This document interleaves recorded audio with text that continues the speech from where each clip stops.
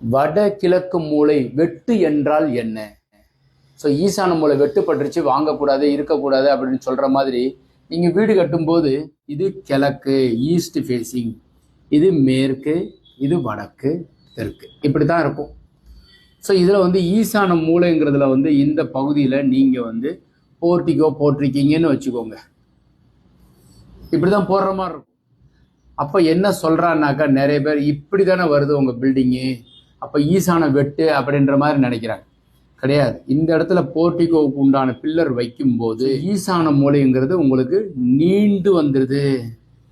ஒருவேளை first floor வரும்போது இதுக்கு மேலே வீடே வருதுனாக்கா வடகிழக்கு நீண்டு போனது. அதனால ஈசான வெட்டுங்கிறது இது கிடையாது. ஈசான வளர்ச்சியாக தான் நம்ம எடுத்துக்கணும்.